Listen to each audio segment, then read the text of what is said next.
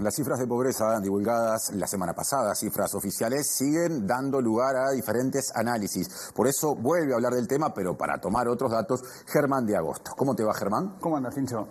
¿Por dónde vas a ir hoy, teniendo en cuenta que hay un universo muy amplio de asuntos para destacar? Sí, ahora lo que vamos a hacer es aprovechar los datos que procesó el economista Matías Brun junto al periodista Tomer Urwich y vamos a meternos dentro de lo que es el universo de personas pobres para entender algunas características que hacen a esa vulnerabilidad que ayer comentaba justo acá en el informativo Andrea Vigorito, en el sentido de la independencia que tiene la situación de pobreza en relación a los vaivenes del ciclo económico, en particular a los vínculos de las personas con el mercado laboral. Bien. Así que, por ejemplo, acá tenemos lo que sería la distribución de las personas pobres, ese 10,1%, ¿sí? Cómo está distribuido según la condición de actividad de las personas, ¿sí?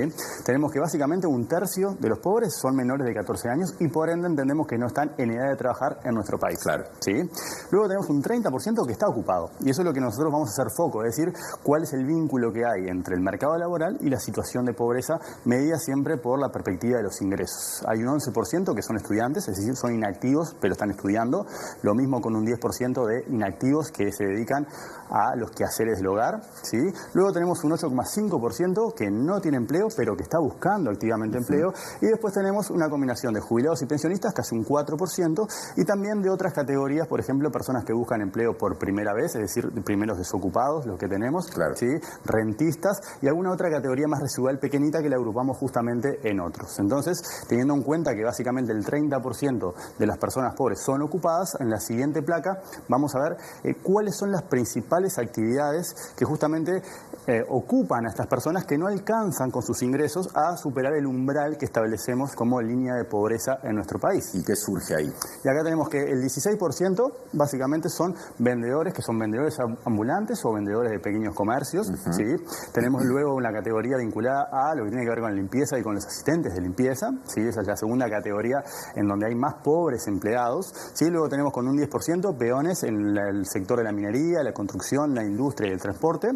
Un poquito menos también, pero también peones en el sector agropecuario, es decir, sector primario, porque recogemos también pescadores y forestales. Y después tenemos oficiales y operarios de construcción. Es decir, estas son las actividades que más emplean a personas, pero que justamente sus ingresos no son suficientes para que superen el umbral que establecemos como línea de pobreza en nuestro país. Uno ve el repaso de todos esos sectores y se pregunta, ¿pero qué pasa con la formalidad o la informalidad cuando hay mucha gente que trabajando ahí es pobre igual? Exactamente, y pensá que, de acuerdo a estos datos, hay un 39% de las personas que son pobres que están buscando otro empleo activamente, ya sea para compensar ingresos o ya sea para buscar estabilidad, ¿sí? Entonces, de alguna manera, hay una búsqueda activa, más allá de que incluso están empleados, pero justamente ese empleo no es suficiente en términos de volumen para alcanzar ese umbral, así que vamos a la siguiente placa y establecemos justamente el vínculo que vos señalás entre lo que es la pobreza y la informalidad.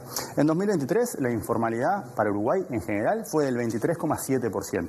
Sin embargo, cuando miramos entre las personas que son pobres, es decir, que están ocupadas, pero dentro de la informalidad, es decir, por fuera de la malla de protección social, tenemos que el 71%, casi 3 de cada 4 trabajadores pobres son trabajadores informales y el 21% de los trabajadores que no son pobres. Y ahí lo que tenemos son el ranking también procesado por Matías Brun de las principales actividades, ¿sí? Acá estamos pensando por actividades de las personas y no por sector de actividad, que no es lo mismo, ¿sí? Y eso es básicamente dentro del universo de informales, acá tenemos el 40%, ¿sí? Que es representado por estas distintas tareas. Por ejemplo, albañiles, casi un 8% de los informales pertenecen al sector, no al sector, sino a la actividad de albañilería. Claro, no ¿sí? quiere decir que trabajan en empresas de construcción, a veces son tareas particulares, ¿está Exacto, bien? por ejemplo, si vos lo mirás por sector, sabes que la construcción tiene una informalidad del más del 50%, pero acá esa persona puede estar cortando otros sectores, por eso estamos mirando la actividad y no el sector de actividad. ¿Sí? Esa empresa puede estar desempeñándose en otro sector. Luego tenemos limpiadores y asistentes domésticos, también un 8%, vendedores kioscos, ¿sí?